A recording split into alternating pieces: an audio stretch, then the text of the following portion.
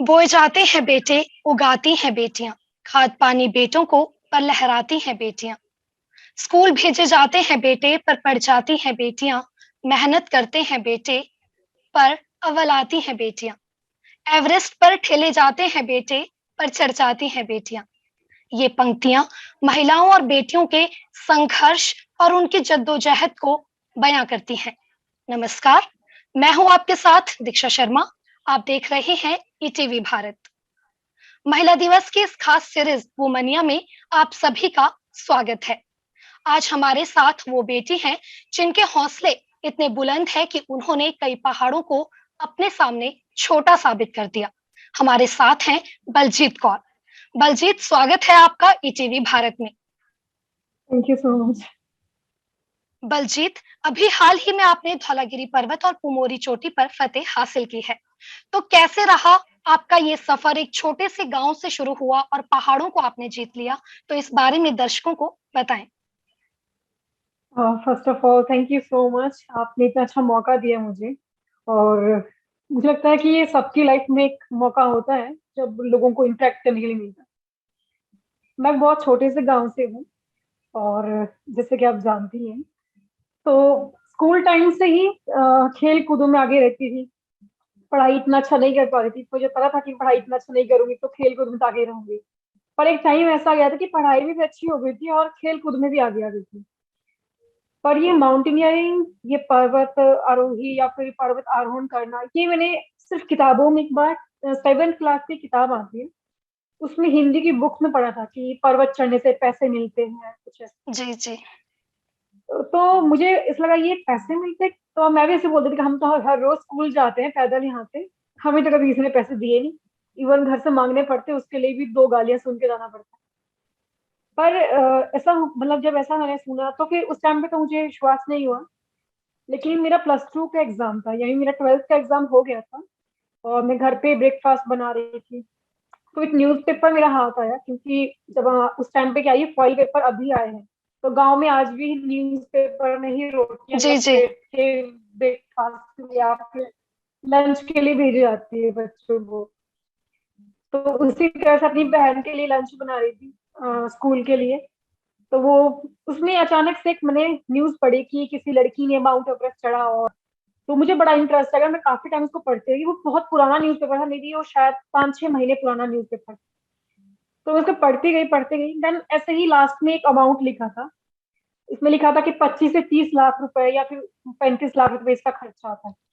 जी तो जी। मेरे को सब कुछ सही लगा, लेकिन ये अमाउंट की वजह से मैंने बोला छोड़िए, हमारे बस की बात नहीं, हम बहुत ज्यादा गरीब है इस चीज है। तो इस तरह से मैंने न्यूज़पेपर को रख के फिर से लपेट के अपनी सिस्टर को उसमें ब्रेकफास्ट उसका जो भी बनाया था लंच वो भेज दिया। बट शाम को वो न्यूज़पेपर अगेन वो वापस आ गया, यानी मेरी बहन ने उसको फेंका नहीं होगा, अपने बैग में रखा होगा। तो वो वापस आया, देन मैंने अगेन पढ़ा, तो बोला यार नहीं है तू मेरी किस्मत में, क्यों बार बार घूम करके मेरे पास आ रहा है, ठीक है। तो वो अगेन मैं जला दिया। और मुझे मालूम नहीं था कि उसी साल, यानी ठीक 5 महीने बाद मेरे पास एक अपॉर्चुनिटी आएगी, और वो ऐसी अपॉर्चुनिटी होगी जो मेरी लाइफ चेंज कर देगी। पर उससे पहले भी बहुत सारी जो दिक्कतें थी वो मुझे क्रॉस करनी थी। तो फर्स्ट जो मौका मिला था वो मुझे एनसीसी से मिला था। तो मैं उस टाइम एनसीसी कैडेट थी। तो हमारे कॉलेज में 2 वैकेंसी आया था, माउंटेनियरिंग इंस्टीट्यूट में एक कोर्स चलना था उसके लिए।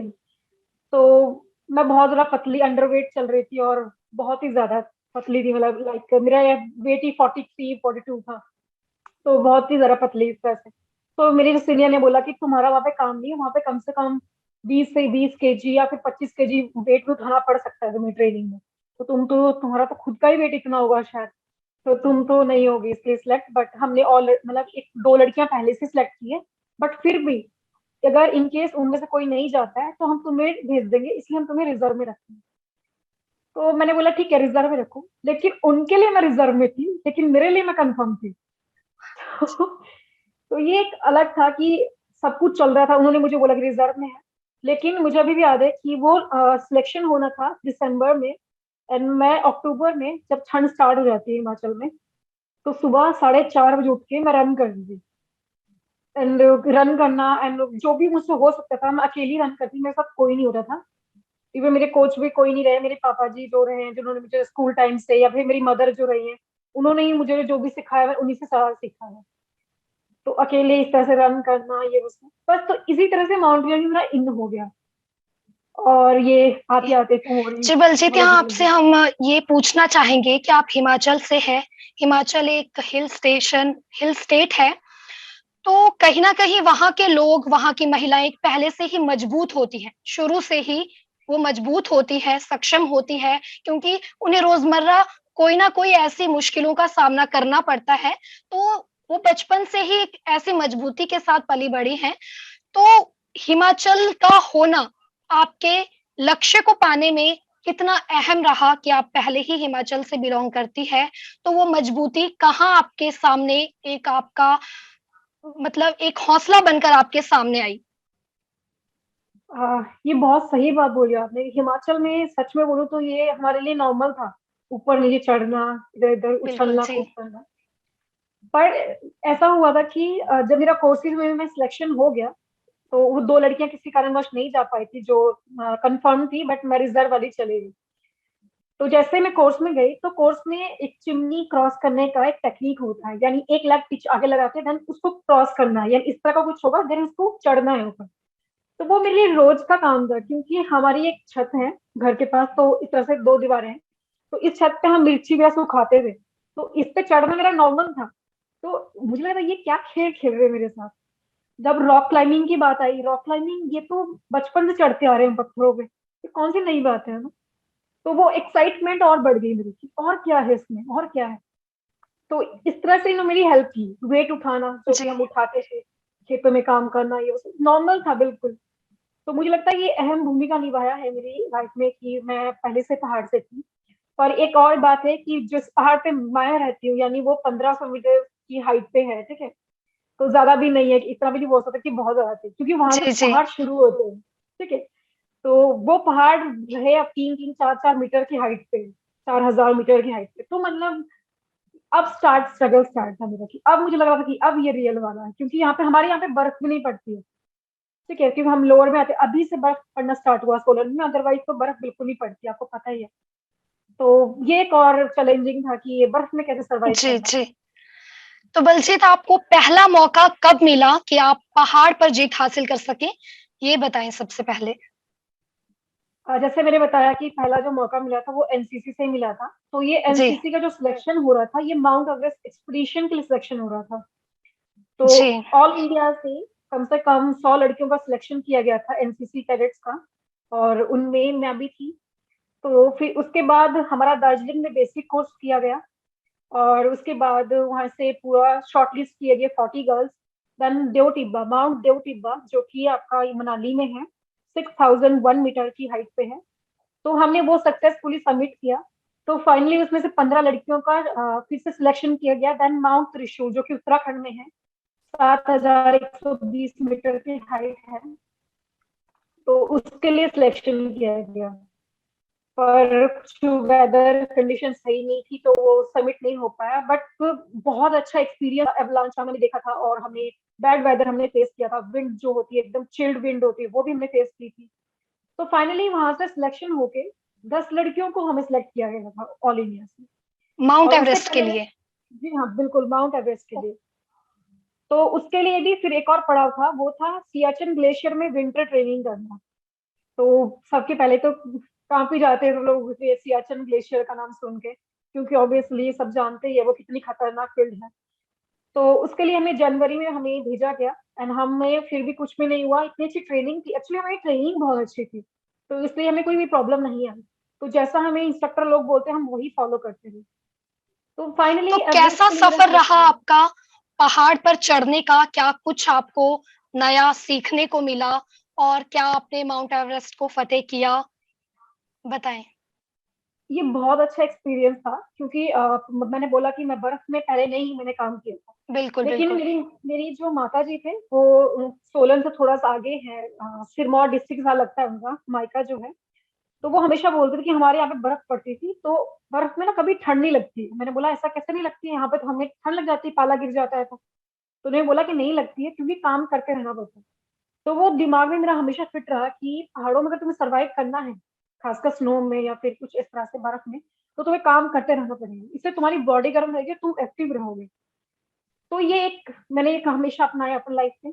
और रही बात माउंट एवरेस्ट की, तो माउंट एवरेस्ट से पहले जितनी हमारी चीजें सिखाई गई थी, रेस्क्यू करना सिखाना, और एवलांच में कैसे अपने आप को रेस्क्यू कर सकते हो, किस तरह से किसी को हेल्प करना है, खाना गर्म करना है कैसे करना है, पानी पिघलाना है हाइट पे वो कैसे पिघलाना है, टेंट कैसे लगाना है, अपने शूज अपने गियर उसका देख रेख और कैसे वो पहनना है, ये एक एक चीज मैंने दोबारा मतलब मुझे पता ही नहीं था, तो हमने बिल्कुल बारीकी से सीखी हुई थी। जी। माउंट एवरेस्ट में 2016 में मैं गई थी, और बहुत सब कुछ बहुत बढ़िया चला, रोटेशन कंप्लीट हो गई थी। एंड हमारी जो फर्स्ट टीम थी उनका सक्सेसफुली सबमिट हो गया, तो सेकंड टीम में मैं थी। और मुझे याद है कि साउथ कॉल तक, यानी एक लास्ट कैंप होता है कैंप 4, उसके बाद सीधा सबमिट करना होता है। जी। तो साउथ कॉल तक सब कुछ एकदम बढ़िया था, और हम मैं बिल्कुल रेडी थी और एक्टिविटी थी, आपको हो जाएगा, यहाँ तक आ गए हो तो हो जाएगा। एंड आपको पता ही है कि देखिए आप इतने अच्छी फैमिली से, मतलब ऐसा भी नहीं था कि सब कुछ घर वालों से मिलकर था, मुझे मुझे अभी भी याद है कि मेरे को यही था कि अगर मेरा हो गया सर एवरेस्ट समिट, तो मेरी एक पुलिस की नौकरी लग जाएगी या फिर कोई नौकरी लग जाएगी, कहीं तो मैं लग जाऊंगी डिपार्टमेंट में। एंड मेरे पेरेंट्स के लिए मैं सहारा बन जाऊंगी, एंड मेरी सिस्टर की पढ़ाई, मेरी खुद की पढ़ाई, मेरे भाई की पढ़ाई, उनके लिए मैं थोड़ा हेल्प करूंगी। जी। बट कहते हैं ना, सपने सपने रह जाते कई बार और किस्मत को कुछ और ही मतलब मंजूर था उस टाइम। तो जिस समय मतलब आपका ये कहना है कि आप सबमिट नहीं पूरा कर पाई थी उस समय, तो उस नहीं, समय क्या आपके अंदर मतलब आपको इतनी मेहनत के बावजूद भी आप अपने उस मुकाम को हासिल नहीं कर पाई, तो कैसा लग रहा था? और आप निराश हो चुकी थी या एक अलग जुनून आपके अंदर आ गया था कि नहीं अब नेक्स्ट टाइम अपने टारगेट को पूरा करना है? तो इस बारे में बताएँ। एक्चुअली मैं बालकनी पहुंच गई थी, बालकनी से थोड़ा सा आगे थी, तो वहां से कम एवरेस्ट 300 मीटर की दूरी पे था।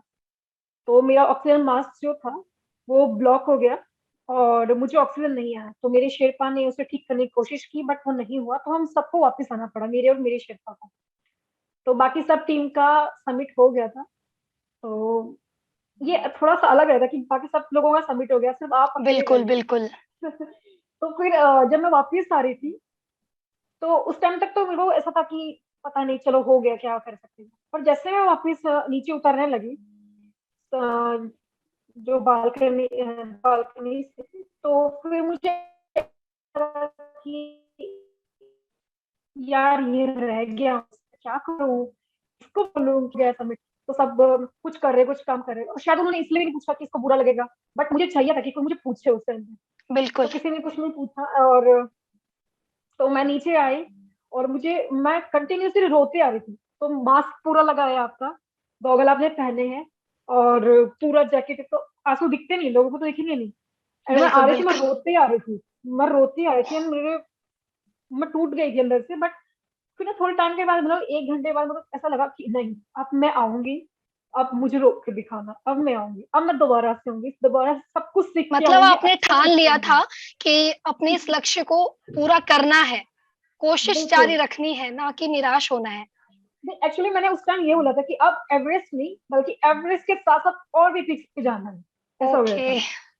तो सिर्फ जी, अब एवरेस्ट बिल्कुल। ही नहीं, अब मुझे एवरेस्ट के साथ और भी पीक्स हैं, और अच्छी अच्छी पीक्स है टेक्निकल, अब मुझे उसमें जाना है, और मुझे वो क्लाइंब करनी है। तो मुझे उसके लिए खुद को ट्रेन करना होगा, दोबारा से जीरो से स्टार्ट करना होगा, मैं करूंगी। तो उसके बाद आपने जब आपका सबमिट नहीं हुआ माउंट एवरेस्ट का, तो उसके बाद आपने ब्रेक लिया या आपने कंटिन्यू अपनी जर्नी को स्टार्ट रखा? क्या आपका डेली रूटीन है? क्या वर्कआउट है? उस बारे में बताएँ। बिल्कुल। जैसे ही मेरा रेस्ट नहीं हुआ, तो मैं घर वापस आई, तो एक तो बहुत मुश्किल हो जाता है जब आपका कुछ सपना टूट जाए। बिल्कुल, तो मेरा बिल्कुल। टूटा था, तो मैं चाहती थी कि मुझसे लोग पूछे, बट वही है कि जहाँ से हम हैं वहाँ पे पहाड़ों के बारे में सिर्फ इतना ही जानते हैं कि हाँ जी, थोड़ा सा ऊपर तक चढ़ के आओ और घास लेके वापस आ जाओ तो मैं जी। किससे बात करूँ? तो बात नहीं कर पाती थी मैं किसी से, तो मैं अकेली पूरी रात सो नहीं पाती थी। तो मैंने एक डायरी बना के रखी थी, एंड देन उसमें मैं हर रोज लिखती थी, और फेसबुक पे और जितना भी मेल्स वगैरह होती थी, मैं मेल करती थी कंपनी की मुझे स्पॉन्सरशिप चाहिए, मुझे मैंने सुना था कि स्पॉन्सरशिप भी एक चीज है। तो मैं सबको अप्लाई करती थी, कुछ ना किसी को, किसी सेलिब्रिटी को टेक्स्ट कर देना, कभी किसी को। तो पर कोई रिप्लाई नहीं आया। तो मुझे लगा कि एक दिन ऐसा होगा कि मेरी मेहनत देख के सब कुछ आएगा। जी, तो बिल्कुल। मुझे अभी भी याद है कि मैंने स्टार्ट किया, रनिंग करना स्टार्ट कर दिया अगेन दोबारा से। एंड वहाँ पे मेरा जिम है, तो मैंने जिम, सोलन में एक जिम है, तो मसल हब करके मैंने वो ज्वाइन कर लिया। एंड मेरे पास पैसे नहीं थे मसल हब में ज्वाइन करने के लिए, लेकिन वहाँ के जो ऑनर थे उन्होंने पता नहीं मेरी डेडिकेशन, मेरा वर्कआउट देख के उन्होंने बोला कि मुझे नहीं पता कि तू करेगी नहीं करेगी, पर इतना जरूर पता कि एक दिन मिलेगा जरूर तुझे जिसके तू पीछे भाग रही, तू कर। तो उन्होंने मुझसे पैसे नहीं लिए, उन्होंने मुझसे फीस नहीं ली, बल्कि अभी जी, तक जी। नहीं लेते मुझसे फीस कभी भी अगर मैं जाती हूँ। तो मतलब मुझे लोगों का सपोर्ट मिलना शुरू होने लगा था उस टाइम पे। तो उसके बाद मैंने माउंटेनियरिंग कोर्सेज किए, अपने बेस से जो एडवांस कोर्स मैंने कंप्लीट किया, अपने स्की कोर्सेज सारे कंप्लीट किए। यानी पहाड़ों से तो मैं जुड़ी रही, और इसी बीच में थोड़ा फाइनेंशियली स्थितियां सही नहीं थी, इसलिए मैंने तरह तरह की जॉब्स की, तरह तरह की जगहों पे। तो जी, पर ठीक जी। है। तो फाइनली जो मुझे लास्ट में हुआ था 2019 में, एक उत्तराखंड का एक क्लब है आइस क्लब पिथौरागढ़ का, तो उनको मैंने टेक्स्ट किया था कि अगर प्लीज, अगर आपको कोई लड़की की जरूरत हो माउंटेनियरिंग की, ऐसा तो मैं करना चाहती हूँ, प्लीज एक बार मुझे चांस दे दो, क्योंकि उस जी, टाइम जी। मुझे चांस चाहिए था। तो उन्होंने एक तरफ से मेरा टेस्ट भी लिया, और उन्होंने देखा कि लड़की है क्या, तो उन्होंने एक क्लीनिंग एक्सपेडिशन था उस पर लेके गए। तो 15 दिन मैं उनके साथ रही, तो उनको लगा अच्छी लड़की है। देन उसके बाद IMF, इंडियन माउंटेनिंग फाउंडेशन है, इनका एक फॉर्म निकला 2019 के लिए, जो है प्री मैसिव एवरेस्ट मैसिव का फॉर्म था। तो उन्होंने मुझे बोला कि आप ये वाला फॉर्म फिलअप करो। तो मैं डर रही थी कि ये कैसे फिलअप करूं, क्योंकि मेरे ख्याल से गैप बहुत बढ़ गया, 3 साल का गैप हो गया था मेरे माउंटेनियरिंग के बीच में, और उसमें दोबारा से कहीं मतलब रिजेक्ट हो गई, तो मुझे डर लग रहा था दोबारा से। और ना ही मेरे पास उस टाइम पे इक्विपमेंट्स था, तो ना ही मेरे पास किराया था जाने का, मतलब कुछ रुपए भी नहीं थे मेरे पास उस टाइम पे। तो फिर मैंने, लास्ट दिन था और मेरे ख्याल से 1 या 2 घंटे रहे थे, मतलब क्लोजिंग के एप्लीकेशन क्लोज के लिए। जी, जी। तो मैं सामने ऐसे बैठी थी, तो मेरे सीनियर ने बोला कि अरे बल्कि भर दे, कोई बात नहीं, देखी जाएगी, बाकी हम लोग संभाल लेंगे।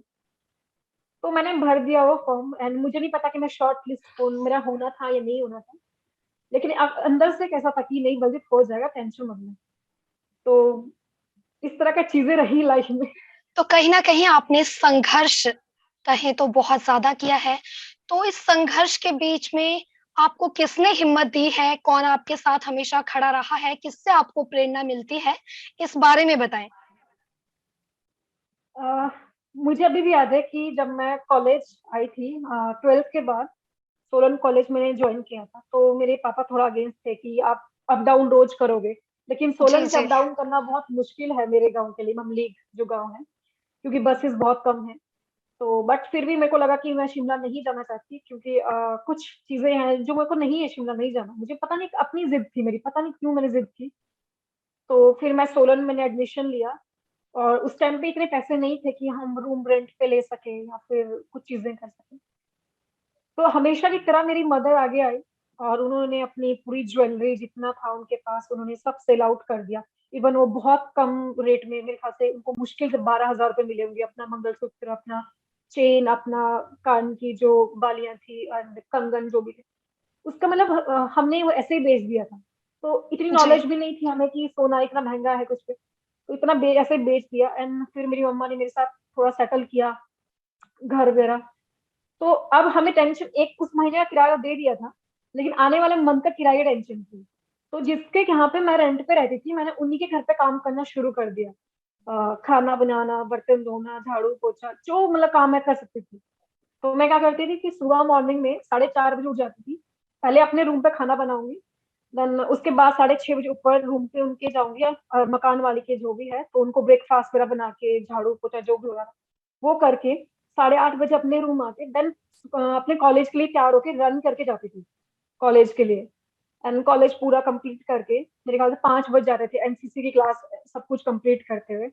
जी। तो उसके बाद में 5 बजे शाम को वापस आके फिर काम पे लग जाती, उन सीधा मतलब चेंज भी नहीं करती थी कपड़े, सीधा उनके घर पे चली जाती थी, एंड वहां पे पूरा काम करती थी।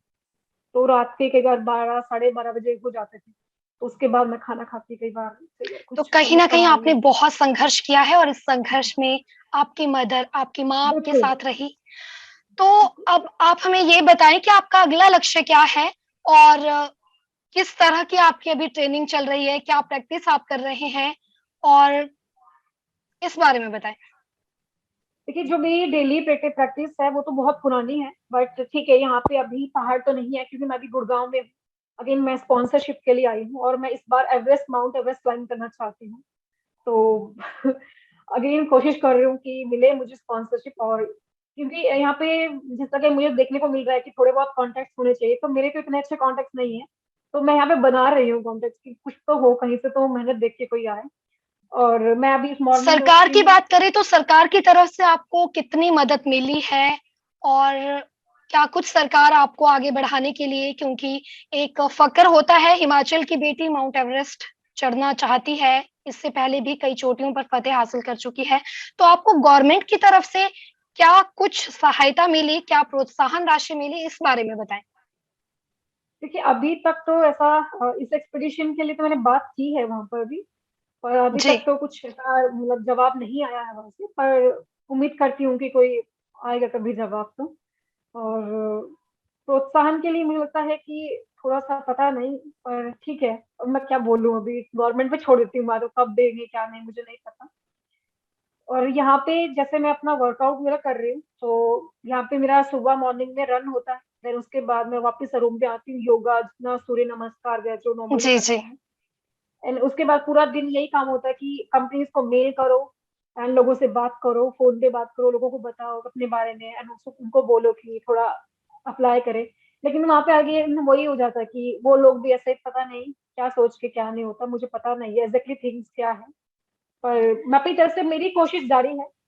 और शाम को अगेन मैं फिर से जिम चली जाती हूँ, तो 2 से 3 घंटा मेरा जिम होता है। तो शाम के टाइम भी रनिंग अलग से होती है और जिम भी होता है। तो तो बलजीत, महिला दिवस आ रहा है, तो हम आपसे जानना चाहेंगे कि आप प्रदेश और देश की बेटियों को अपनी तरफ से क्या कहना चाहेंगी? क्या उन्हें सीख या मोटिवेट करना चाहेंगी कि उन्हें ऐसा करना चाहिए? कोई एक संदेश जो आप बेटियों के नाम देना चाहें? देखिए, मैं एक बार बोलूँगी, आप सिर्फ मेरी फील्ड में मत सोचिए। आप जिस फील्ड में परफेक्ट हो और जिस फील्ड में आपको कॉन्फिडेंस है, आप उस जी, फील्ड में अपना जी जान लगा दीजिए। जी, और परवाह मत कीजिए कि क्या है। और मैं खासकर पेरेंट्स से, उनके पेरेंट्स से जो भी है, मैं उनसे ये बात बोलना चाहूँगी। देखिए, एक आपका जो रोल है ना, आपका रोल सबसे जो अहम रोल होता है एक बच्चे को बनाने के लिए। जी, तो लड़कियों को देख के आज भी कुछ लोग मतलब डरते हैं कि अब हमारी बेटी घर से बाहर कैसे जाएगी, अगर वो अकेली कैसे रहेगी। तो मैं एक बार बताऊं कि जो औरत शादी के बाद पूरा घर संभाल सकती है, वो अकेले खुद को संभाल लेगी। आप उसको जी, एक मौका बिल्कुल। दीजिए, उसको सिर्फ एक मौका दीजिए, और वो उसको घर से बाहर जाने दीजिए, थोड़ा सपोर्ट कीजिए, ताकि अगर उसके साथ कभी भी ऐसा भी हो ना कि वो डर रही हो, तो सबसे पहले वो आपके पास है। तो मुझे लगता है कि पेरेंट्स को पहले बच्चे का दोस्त बनना चाहिए। और मैं जानती हूँ कि मेरी माता, जो मैं कभी भी अगर बहुत ज्यादा उदास हूँ, ऐसे होती नहीं हूँ, तो मैं सबसे पहले अपनी मम्मी जी से बात करती हूँ कि मेरे साथ ऐसा हो रहा जी, है। जी, और वो, देखिए, पहली बात तो ये, वो इतनी पढ़ी लिखी नहीं है, वो कभी स्कूल भी नहीं गई है, लेकिन उनको मुझसे ज्यादा पता है कि कैसे क्या चीजें करनी है। तो बिल्कुल। और वही बात मैं बच्चों से भी कहना चाहूंगी, लड़कियों से भी कहना चाहूंगी कि अगर आपके पेरेंट्स आप पे पूरा ट्रस्ट कर रहे हैं, विश्वास कर रहे हैं, तो कभी भी ना अपने माँ बाप का विश्वास तोड़े ना, क्योंकि आपकी वजह से 4 लड़कियों के रास्ते और बंद हो जाएंगे। बिल्कुल, बिल्कुल। तो ये मैं दोनों की तरफ से बोलना चाहूंगी। तो बलजीत, आपका ईटीवी भारत की खास सीरीज़ वुमनिया में जुड़ने के लिए बहुत-बहुत स्वागत है और बहुत-बहुत धन्यवाद है। हम आशा करते हैं कि आपका जो लक्ष्य है, वो जल्द से जल्द पूरा हो, आपको जल्द से जल्द सरकार की तरफ से भी सहायता मिले, ऐसी हम उम्मीद करते हैं और आपको बहुत सारी शुभकामनाएँ देते हैं। और अपने दर्शकों को भी हम यही कहना चाहेंगे कि ईटीवी भारत की इस सीरीज़ में और भी ऐसी कई शख्सियत के साथ जुड़ेंगे, तब तक के लिए इजाज़त दीजिए। धन्यवाद।